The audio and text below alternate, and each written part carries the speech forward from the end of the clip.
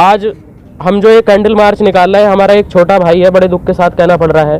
राजस्थान में इंद्र मेघवाल कक्षा 3 का छात्र था, 9 वर्ष उसकी आयु थी। उसे ये भी नहीं पता कि जातिवाद होता क्या है, और गुरु को जो है भगवान से भी बड़ी उपाधि यहाँ पे दी गई है इस देश में। तो ऐसे में हमारे भाई की हत्या करना कितना निर्मम अपराध है।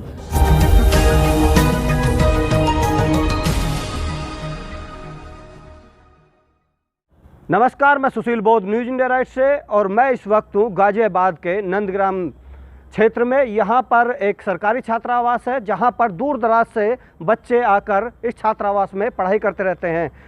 एक बहुजन मूवमेंट के द्वारा, इन लोगों के द्वारा राजस्थान जालोर के एक बच्चे की निर्मम हत्या की गई है, टीचर द्वारा पीट कर। उसी के मद्देनज़र रखते हुए यहाँ के छात्रों ने एक कैंडल मार्च निकाला है। उन्हीं से बात करूँगा कि किस तरह की मांग रखते हैं और किस तरह से इस घटना को देखते हैं।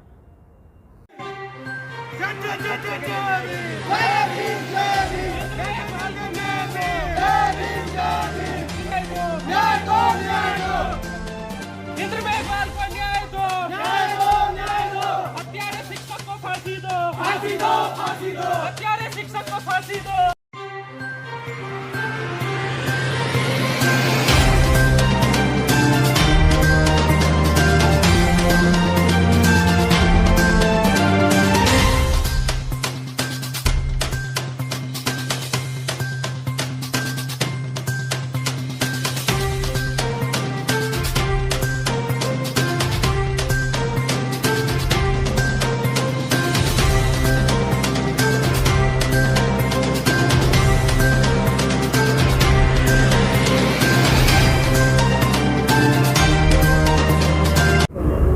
छात्रावास के छात्रों ने कैंडल मार्च निकाला है, उन्हीं से ही बात करूंगा इस पूरी घटना पर। जी, सबसे पहले आपका नाम जानना चाहेंगे। मेरा नाम दिनेश कुमार है। दिनेश जी, जो जालौर की घटना, राजस्थान की घटना इस बच्चे के साथ हुई है, क्या कहना चाहेंगे उस पर?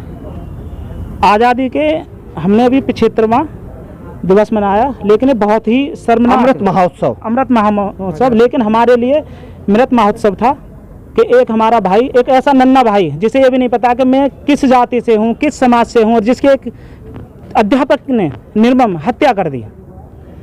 चलिए, आगे क्या मांग है आपकी? आप कैंडल मार्च निकाल रहे हैं साथियों के साथ। हमारी मांग ये है कि हम चाहते हैं कि जो टीचर है उसे फांसी की सज़ा मिले, और साथ ही जो जिसकी बच्चे के जो परिवार वाले हैं उनके घर में कम से कम 2 जनों को सरकारी नौकरी और 1 करोड़ रुपए की हम मुआवजे की मांग करते हैं। बहुजन समाज पर अत्याचार होते आए हैं पहले से ही, हजारों सालों से, और अभी भी देश आज़ादी का पर्व मनाया गया 75वां। उसी पर्व के अंतर्गत ये घटना हुई है।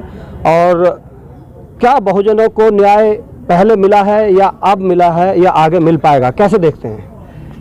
देखो, जहाँ तक सरकार की बात है, इस समय जो सरकार चल रही है उसकी मंशा तो बहुजनों के खिलाफ ही है। हमें वैसे सरकार से उम्मीद है कि हमें न्याय मिलेगा, लेकिन अगर दूसरे पाले में देखें तो जहां हम सोशल मीडिया और वो एक्टिविटी उनकी देख रहे हैं, तो वो कह रहे हैं वहाँ पे घड़ा था ही नहीं, लेकिन सारी घटना घड़े पानी के ऊपर ही है। अब कानूनी मुद्दा बन गया है। चलिए, और भी साथी हैं। जी, सबसे पहले आपका नाम जानना चाहूँगा। मेरा नाम अवनेंद्र है, और इस घटना से बहुत ज़्यादा हम लोग आघात हुए हैं, क्योंकि अगर इस तरह का डिस्क्रिमिनेशन होता रहेगा, कभी मंदिर के पीछे, कभी कहीं, तो हम तो पढ़ भी नहीं पाएंगे। आने वाले कल में तो ये कहेंगे भाई स्कूल ही आना बंद कर दो। तो जिस तरह से छोटे बच्चे की निर्मम हत्या हुई है, भाई छोटा बच्चा है, वो गलती तो हर बच्चे से होती है, आप उसे समझा भी सकते थे, लेकिन जो इस तरह का डिस्क्रिमिनेशन अगर होता रहा तो हमारा समाज आगे बढ़ ही नहीं पाएगा। अगर बहुजन समाज की बात करूं, आए दिन कोई ना कोई घटना बहुजन समाज के साथ होती रहती है, और बड़े आंदोलन भी काफ़ी, अगर पिछली घटनाएं पे जाएं तो काफ़ी घटनाएं हैं और उन पे बड़े आंदोलन भी हुए हैं। लेकिन किस तरह से, अगर मैं समझना चाहूँगा, आप छात्र हैं, इसको किस तरह से रोका जा सकता है? देखिए, सबसे पहली बात यह है कि जब तक हम एथिकली होता है, एथनिक एजुकेशन है, उसको डेवलप नहीं करेंगे, तब तक हम इस चीज़ को बदल नहीं सकते। क्योंकि एजुकेशन तो दी जा रही है, लेकिन वो ऐसी एजुकेशन है जिसका कोई काम नहीं है, जिसका कोई मतलब नहीं है। हम ऐसा चाहते हैं कि मानवता फर्स्ट प्रायोरिटी होनी चाहिए, धर्म, जाति, किसी भी तरह का भेदभाव बिल्कुल नहीं होना चाहिए। कुछ साथी और हैं, उनसे भी बात करूँगा। जी, आपका भी नाम जानना चाहेंगे। सबसे पहले तो सभी को मेरा जय भीम।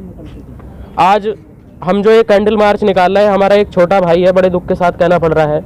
राजस्थान में इंद्र मेघवाल कक्षा 3 का छात्र था, 9 वर्ष उसकी आयु थी। उसे ये भी नहीं पता कि जातिवाद होता क्या है, और गुरु को जो है भगवान से भी बड़ी उपाधि यहाँ पे दी गई है इस देश में।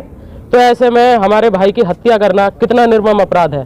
तो हमारी यही मांग है कि उस टीचर को कम से कम फांसी की सजा हो, इससे नीचे हम सजा पे मानेंगे नहीं।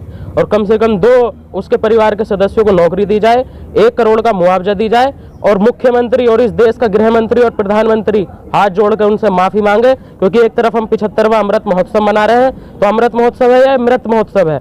एक बात और कही जाती है कि यूनाइट होकर रहो। जो देश जातियों में टुकड़ों में बटा हुआ है, जातियों के द्वारा टुकड़ों में बटा हुआ, वो यूनाइट कैसे हो जाएगा। जिस तरीके से पहले हमारा देश गुलाम हुआ, हमारे समाज के लोगों को शूद्र कह करके हथियार उठाने की भी जो है अनुमति नहीं थी, जो अपना आपको तथाकथित सवर्ण कहते हैं, तो वही आज हो रहा है। हमारे साथ जातिवाद हो रहा है, हर क्षेत्र में जातिवाद है। खेल में तो रिजर्वेशन नहीं है। राजस्थान सरकार से क्या उम्मीद रखते हैं और क्या मांग करते हैं? देखिए, राजस्थान सरकार जो है वो निकम्मी सरकार है। हम कहते तो हैं कि जो बीजेपी जुल्म कर रही है, लेकिन बीजेपी और कांग्रेस दोनों एक सिक्के के पहलू है। साहब काशीराम ने कहा है कि एक नागनाथ है तो एक सापनाथ है। हमें दोनों पे से किसी पे भरोसा नहीं।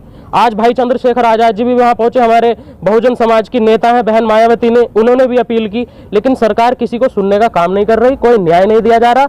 हमारी सरकार से यही मांग है, वरना बहुजन समाज पूरे का पूरा रोड पे आएगा, आपका घर से निकलना बंद कर देंगे और आपका जो ये राजभवन है ये सारा ब्लॉक कर देंगे। आप सभी से अनुरोध है, न्यूज़ इंडिया राइट्स को सब्सक्राइब करें, वीडियोस को लाइक करें, शेयर करें और कमेंट के जरिए अपनी राय दें। साथ ही बेल आइकन दबाना ना भूलें, ताकि आप तक हमारे नए वीडियोस की जानकारी पहुंचती रहे।